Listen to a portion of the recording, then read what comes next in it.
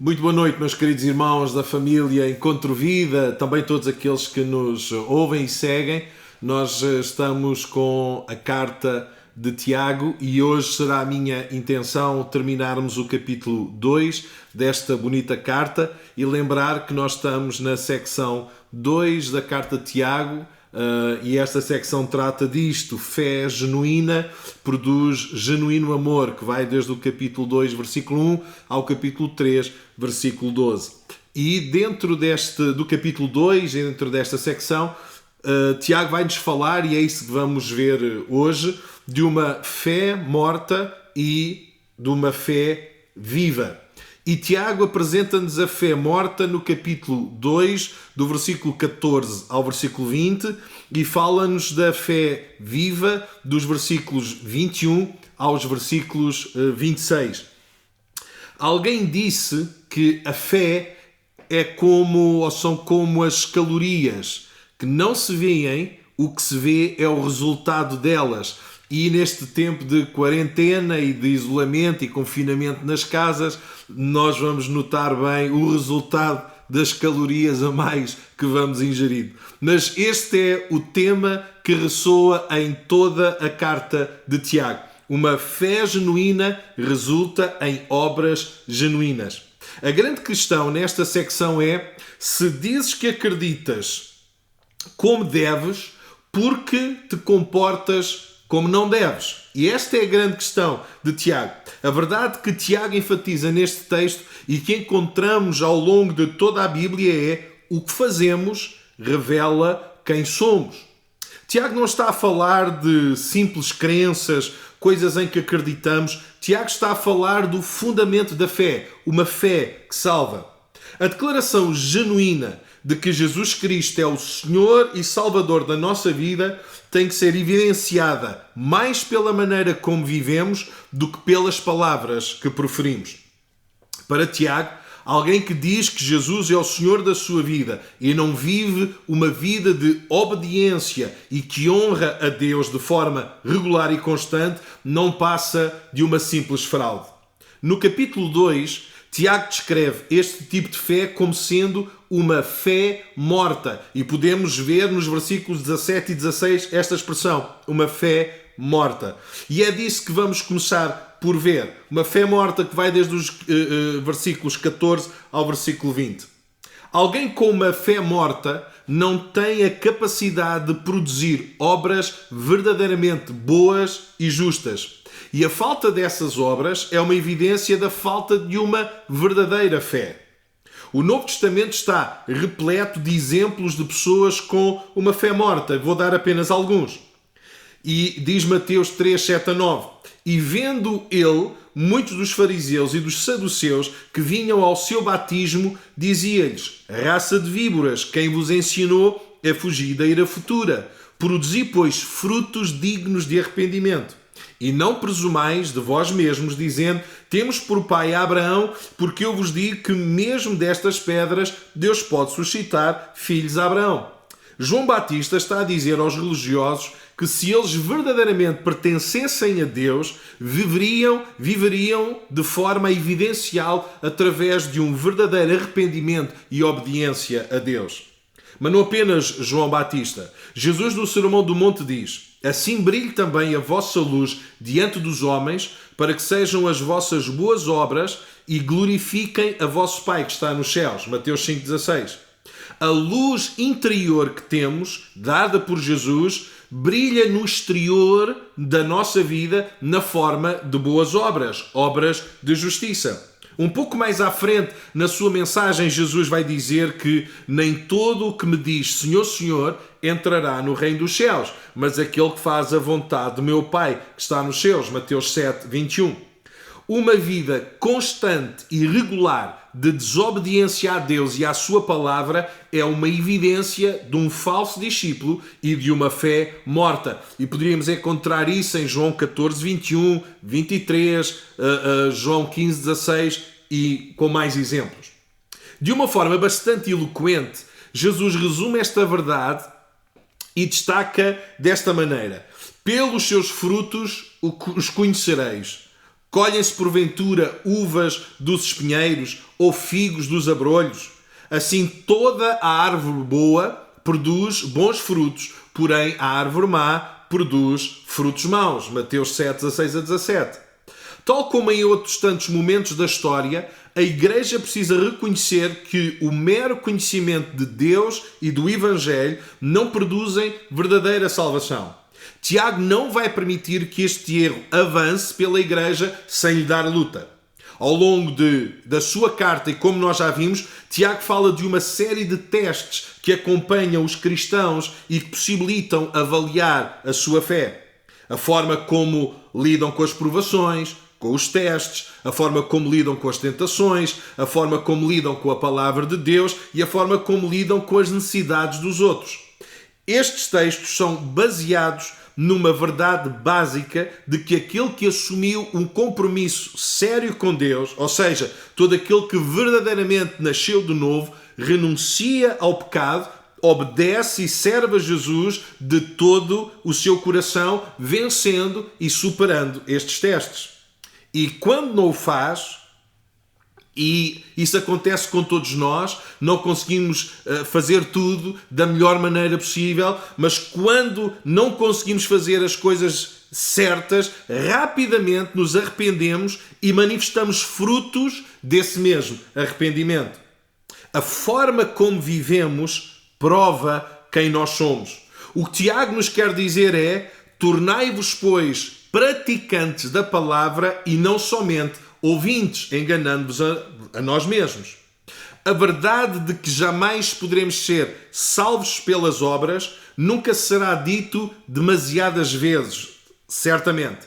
A salvação é apenas pela graça de Deus, apenas mediante a fé e apenas através de Jesus Cristo. Não é o resultado de boas obras que possamos fazer para que ninguém disso se possa gloriar. Se as obras pudessem ter alguma participação na nossa salvação, deixaria de ser pela graça de Deus. Mas também, de certeza absoluta, não diremos vezes demais, tal como Tiago afirmou neste texto, que assim também a fé, se não tiver obras, por si só é morta. Versículo 17. As boas obras jamais serão uma condição para sermos salvos. As boas obras são uma consequência da nossa salvação. Uma fé genuína produz obras genuínas, tais como verdadeiro arrependimento e obediência a Deus e à sua palavra. Isso são obras genuínas. Verdadeiro arrependimento, obediência à palavra de Deus, querer assumir uma vida de justiça e santidade. Isso são genuínas obras. Podemos dizer que para sermos cristãos não nos custou rigorosamente nada. E eu não sei se tu podes dar glória a Jesus comigo por causa disso, mas a nós não nos custou nada sermos cristãos. Mas uma coisa é certa, custa muito viver como cristão. Há um compromisso a ser assumido, há uma vida a ser vivida que nos leva a ser diferentes dos demais, porque vivemos em honestidade, justiça, santidade. Vivemos sendo e querendo cada vez mais ser à imagem de Jesus Cristo. O pregador inglês do século XVII, Thomas Brooks, escreveu: Cristo libertou-nos de todos os nossos inimigos, da maldição da lei, da condenação do pecado, da ira de Deus, do aguilhão da morte e dos tormentos do inferno. Mas qual é o fim e o desejo de Cristo em fazer essas grandes e maravilhosas coisas para o seu povo? Pergunta Thomas Brooks. A resposta é: não é que devemos jogar fora os deveres de justiça e santidade, mas que os nossos corações possam ser os mais livres e doces em todos os deveres sagrados e serviços celestiais. Diz o pregador: almas, não conheço tais argumentos para trabalhar convosco para um desempenho animado e constante de todos os serviços celestiais, como aqueles que são tirados da consideração das grandes e gloriosas coisas que Cristo fez por vós. Lindíssimo. Alguns judeus para quem Tiago fala tinham saído do 8 para o 80. Tinham saído de um sistema legalista que oprime e escravizava para um sistema no extremo oposto. Haviam rejeitado um sistema que obrigava o cumprimento de obras, regras, rituais e cerimónias e acolhido um sistema em que não havia obras nenhumas. Por um lado, no sistema legalista opressor, encontramos aqueles que atam fardos pesados e difíceis de carregar e os põem sobre os ombros dos homens, entretanto, eles mesmos nem com um dedo os querem mover. Mateus 23:4. Por outro lado, no novo e maravilhoso tempo da graça, encontramos aqueles que são atraídos ao Evangelho, que pensam que esta nova religião lhes dará tudo o que querem e não lhes exige rigorosamente nada. E isso não é verdade. No capítulo 2, dos versículos 14 ao versículo 20, Tiago dá-nos 3 características desta falsa, inútil e fé morta. Primeira é uma confissão vazia, versículo 2 ao versículo 14. Segundo, uma compaixão falsa, versículo 15 ao versículo 17. E por último, uma confissão superficial, uma convicção superficial dos versículos 18 ao versículo 20. Vejamos então a primeira, uma confissão vazia.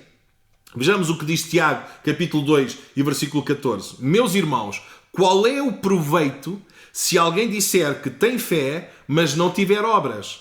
Pode, acaso, semelhante fé salvá-lo? Bem, é a pergunta de Tiago. Se alguém disser que tem fé, não significa que tenha de facto fé. Tiago é claro na sua afirmação. Não é se alguém tem fé, porque se alguém tem fé, então o fruto dessa fé, ou seja, as obras, serão visíveis. É se alguém diz que tem fé. Quem faz esta declaração, dizer que tem fé, implica acreditar e confiar em Deus. Acreditar e confiar na Bíblia como sendo a verdadeira palavra de Deus. Acreditar e confiar que Jesus é o Filho de Deus, o Salvador do mundo. Acreditar e confiar na morte expiatória de Jesus Cristo. Acreditar e confiar que Jesus ressuscitou dentre os mortos e que está vivo e vive para sempre. Tiago não está a colocar em causa a fé. Tiago está a pôr em causa o não haver obras. Ou seja, Tiago está a dizer que é impossível alguém que de forma reiterada e continuada não apresenta evidências da fé que diz ter. A fé não se diz, a fé vive-se. E vivemos tempos em que muita gente diz ter muita fé, grandes declarações de fé, mas que as suas vidas não demonstram essas evidências. A fé não se diz, a fé vive-se. E que nós, como família Encontro Vida, possamos ser o exemplo nestes tempos em que estamos a viver. Somos um povo que não diz que tem fé, somos um povo que vive a fé que tem em Jesus Cristo. Tal como Tiago não fala de uma fé específica, também não fala de obras específicas. Por isso podemos entender que quer seja um comportamento justo de acordo com a sua palavra e que é aceitável a Deus. Veja comigo algumas boas obras que Tiago já mencionou na sua carta. No capítulo 1 ainda, versículo 3, perseverança, pureza, obediência à palavra, compaixão pelos necessitados, imparcialidade. Todas estas coisas nós já vimos nas sessões anteriores da carta de Tiago.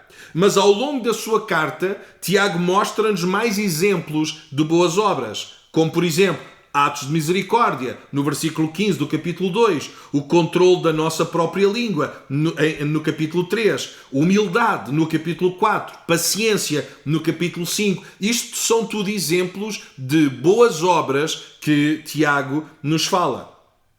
A pergunta pertinente de Tiago, pode acaso semelhante fé salvá-lo? Do versículo 14. A forma como a pergunta é feita espera uma resposta, como não podia deixar de ser, negativa. Pode acaso semelhante fé salvá-lo? A resposta é apenas uma e só uma. Não pode. Tal como adicionar boas obras à fé também não pode salvar, assim também uma fé sem obras não salva. Mas a fé genuína inevitavelmente irá produzir boas obras. Estas boas obras que Tiago fala ao longo da sua carta, como há pouco mencionei. perseverança, pureza, obediência à palavra de Deus, compaixão pelos necessitados, imparcialidade, atos de misericórdia, controle da própria língua, humildade, paciência, etc. Tiago e Paulo não estão frente a frente, como muitas vezes se dizia, a confrontarem-se mutuamente, mas estão costas com costas, bem unidos, a combater dois inimigos diferentes. Paulo opõe-se ao legalismo e Tiago luta contra aquilo que podíamos chamar de fezada.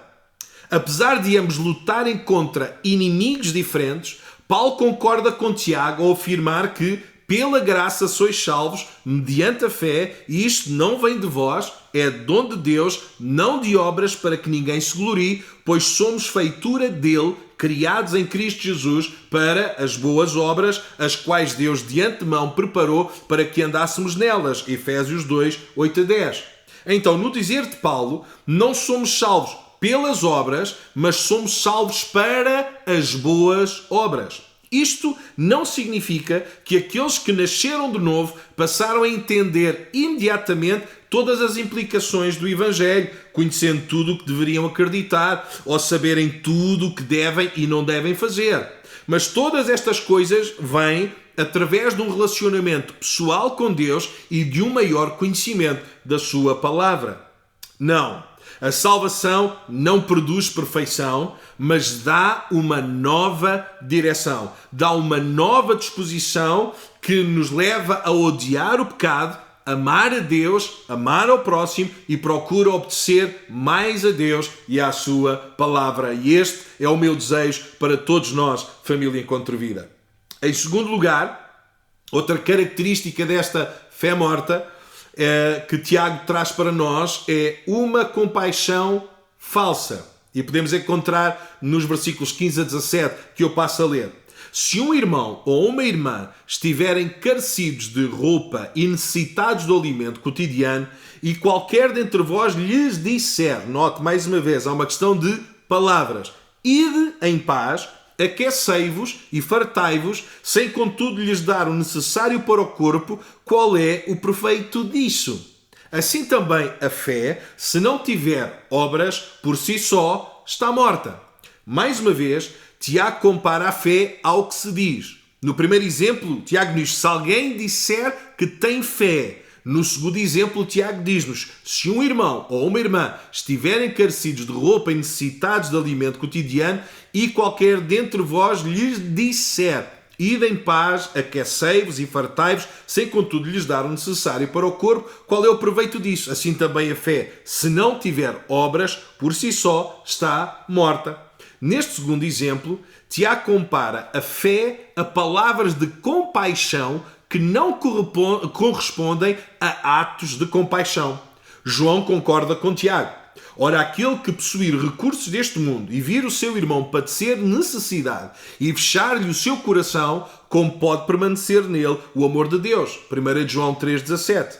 Tiago chega ao ponto de dizer, ide em paz, aquecei-vos e fartai-vos, sem contudo lhes dar o necessário para o corpo. Qual é o proveito disso? Isto é simplesmente absurdo. Isto não faz qualquer sentido.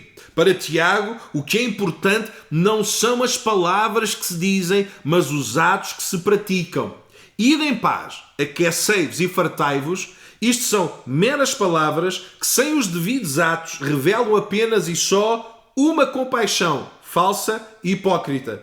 Ter estas palavras para alguém em necessidade é o mesmo que dizer que Deus cuidará do outro, mas eu não estou disponível para ser o canal que Deus pode usar para cuidar do outro. É o mesmo que dizer aquece-te e alimenta-te a ti mesmo. E isto não revela um amor genuíno e não revela uma fé genuína.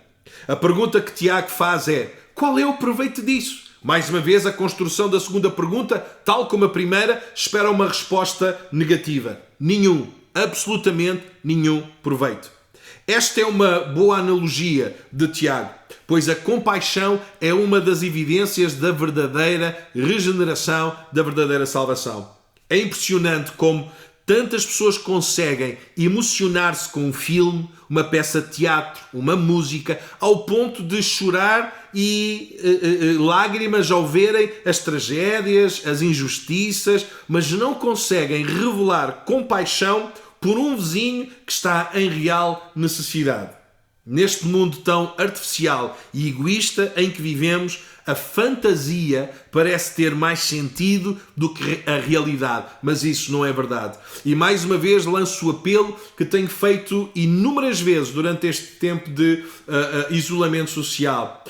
Se souberes de alguma necessidade de alguém, quer seja da nossa comunidade, quer não, e que precise de auxílio, se tu puderes, ajuda, não digas palavras, faz atos de compaixão, age em compaixão para com os outros que estão em necessidade. Se não puderes, fala connosco, liga para nós. Nós iremos arranjar forma de agir em misericórdia para com aqueles que estão em necessidade neste tempo. Jesus falou destes atos de compaixão vezes sem conta. Na história do bom samaritano deixou claro que todos aqueles que pertencem a ele estão obrigados a ajudar, seja quem for que esteja em necessidade, conhecido ou desconhecido, amigo ou estrangeiro, admirado ou desprezado pelos outros. O nosso papel, a nossa tarefa é auxiliar aqueles que estão em necessidade. Em terceiro lugar, outra característica de uma fé morta é uma convicção superficial. E encontramos nos versículos 18 ao versículo 20. Mas alguém dirá, tu tens fé e eu tenho obras. Mostra-me essa tua fé sem as obras e eu com as obras te mostrarei a minha fé. Crês que Deus é um só? Fazes bem. Até os demónios creem e tremem. Queres, pois, ficar certo, ó homem sensato, de que a fé sem as obras é inoperante? Uma terceira característica de uma fé morta é uma convicção superficial, uma mera crença em Deus sem nenhum tipo de obediência, quer a Deus, quer à sua palavra. O grande argumento de Tiago é que não podemos manifestar a nossa fé a não ser através das obras, a não ser através de evidências práticas.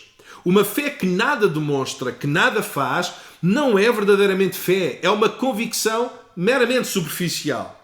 Uma fé viva produz bons frutos. O fruto numa árvore é a parte visível da vida da própria árvore. Uma árvore morta não dá fruto. Uma fé morta não produz boas obras, porque não pode, está morta.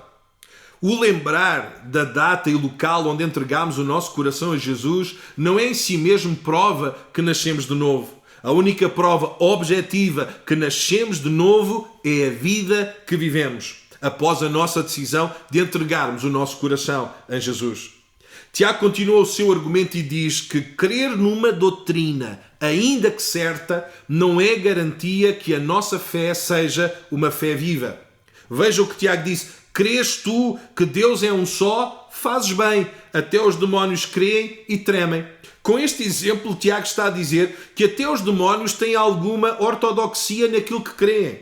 Não apenas os demónios creem que Deus é um só, todos os judeus que liam e ouviam Tiago, eles criam nessa doutrina de Deus. O problema dos judeus não estava no que acreditavam, estava na maneira como viviam à luz da sua crença. Ou seja, no dizer de Tiago, esta era uma convicção superficial, que não afetava o estilo de vida deles. Esta declaração de Tiago de que Deus é um só é uma citação de Deuteronômio 6,4, que eu passo a ler. Ouve Israel, o Senhor nosso Deus é o único Senhor. Mas saber isto, crer nesta verdade, mas não obedecer ao versículo 5 e 6, torna este conhecimento e esta fé uma simples convicção superficial, apesar dela ser certa. Deuteronômio 6, 5 e 6 diz-nos: amarás, pois, o Senhor teu Deus de todo o teu coração, de toda a tua alma e de toda a tua força. Estas palavras que hoje te ordeno estarão no teu coração. Então, esta doutrina certa, o Senhor é o único Deus, é o único Senhor, tem que ser acompanhada por uma vida de obediência que gera amor a Deus de todo o nosso coração e ao próximo como a nós mesmos. Claro que uma doutrina certa é muito melhor do que uma heresia, sem dúvida. Mas um mero conhecimento de uma doutrina, ainda que certa, não é garantia de que a nossa fé seja uma fé viva. Tiago deseja que os seus irmãos em Cristo conheçam a Deus e, ao invés de tremerem de medo, possam viver de acordo com a luz que têm de Cristo. Infelizmente, uma grande parte de nós tem mais luz acerca de Deus e de Jesus do que aquela que já consegue colocar em prática na sua própria vida.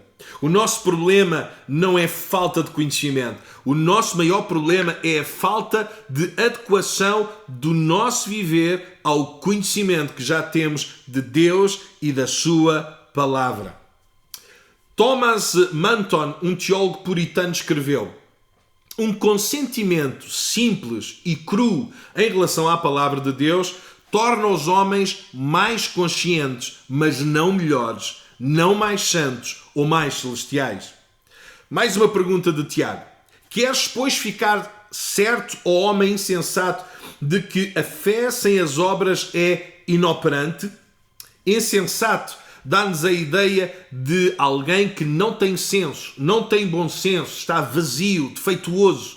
Quem não compreende que a fé sem obras é inoperante, que nada produz, não tem bom senso, está deficiente na sua fé.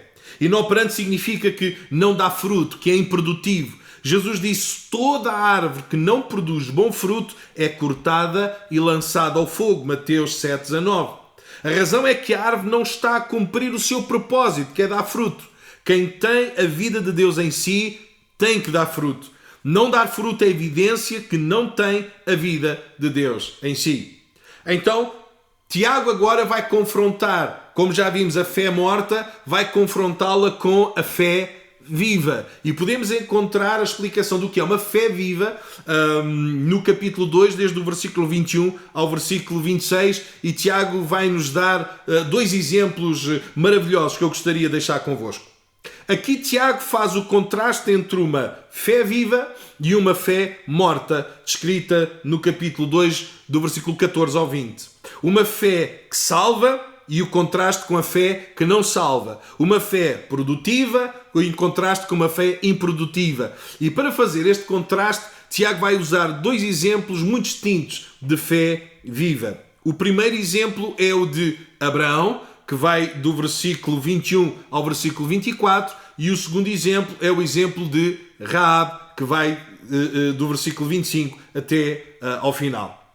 Então, este primeiro exemplo que Tiago vai usar, o exemplo de Abraão, dos versículos 21 ao versículo 24. Para que entendamos bem, Tiago não está a contradizer a doutrina da salvação apenas pela graça, apenas mediante a fé, apenas através de Jesus Cristo. Tiago não está a acrescentar nada à forma como nós alcançamos a nossa salvação. Tiago continua a falar apenas e só dos resultados da nossa salvação. Não como recebemos a salvação, mas como vivemos a salvação que nos é dada apenas pela graça, apenas pela fé, apenas por Jesus Cristo.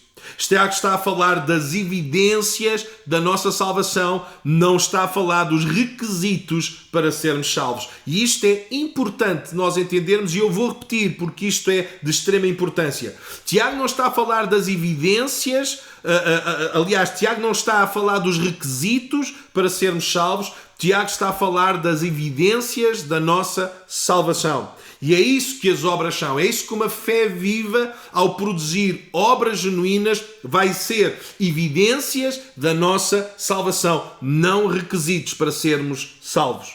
Dito isto, e tendo como base de que uma fé sem obras é a prova de que essa fé não é genuína, mas uma fé morta, Tiago vai enfatizar que uma genuína salvação, que é sempre e apenas pela graça, apenas pela fé e apenas em Jesus, terá como evidência uma fé viva que é acompanhada por boas obras, obras de justiça.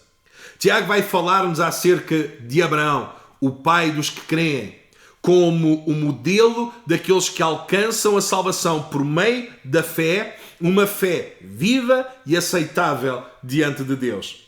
Tiago não nos diz que no Antigo Testamento o homem era salvo pela lei e que no Novo Testamento o homem é salvo pela fé. Não é isso que Tiago diz. O autor aos Hebreus deixa bem claro que quer antes, quer depois da lei ser dada no Sinai, a salvação sempre foi e sempre será pela graça mediante a fé. Olha o que diz o versículo 26. Verificais que uma pessoa é justificada por obras e não por fé somente. E aqui esta declaração tem gerado muita frustração e muita confusão ao longo da história da Igreja. Este tipo de afirmação levou mesmo Martinho Lutero a considerar a carta de Tiago como a carta da palha. Mas isso não é verdade. A carta de Tiago é a palavra de Deus, tal como são as cartas de Paulo.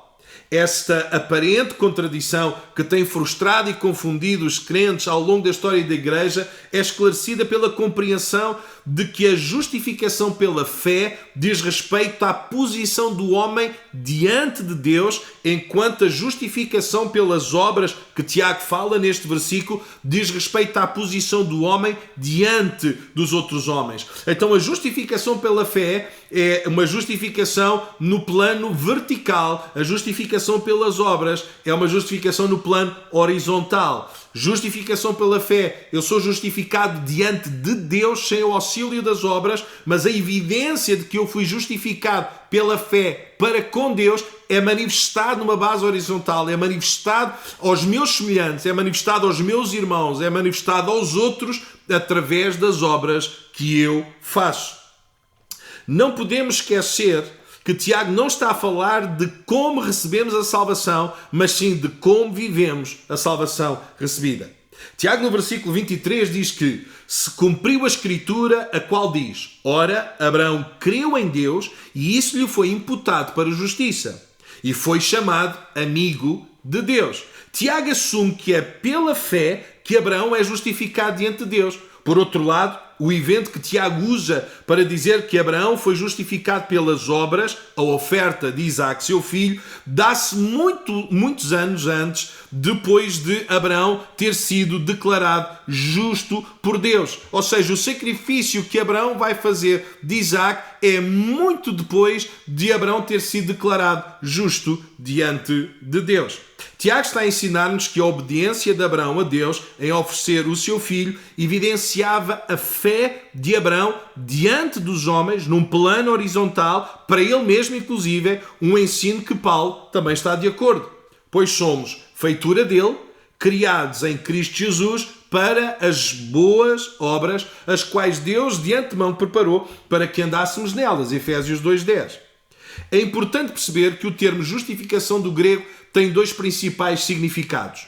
O primeiro diz respeito à absolvição, ou seja, declarar e tratar uma pessoa como justa diante de Deus. E este é o sentido que Paulo, regra geral, usa, como por exemplo em Romanos 3:28, concluímos, pois, que o homem é justificado pela fé, independentemente das obras da lei.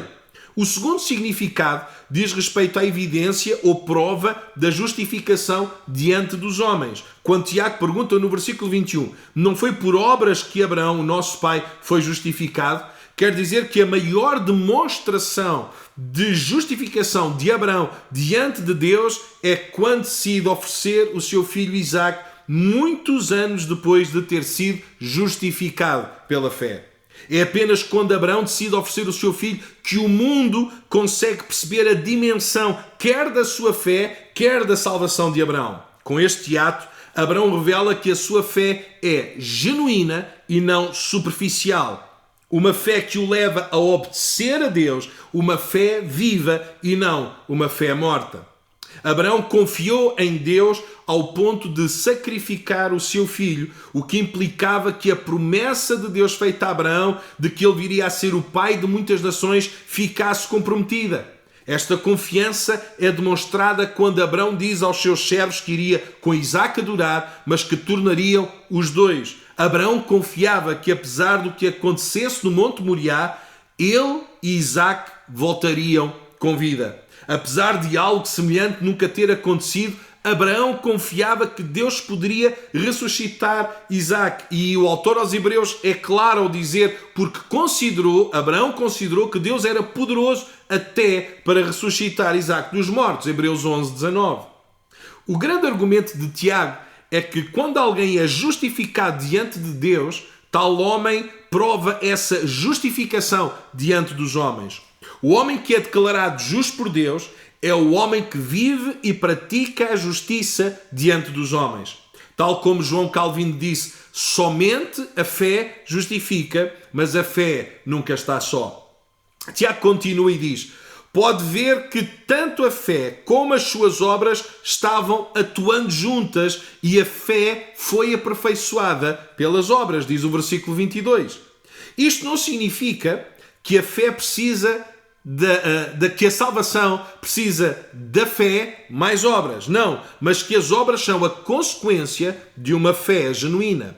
Para Tiago, as boas obras são o fruto da fé. O fruto não é uma opção da árvore. O fruto é uma parte integrante da árvore e do seu propósito. Mesmo antes de ser plantada, a semente contém a estrutura genética para dar um certo tipo de fruto.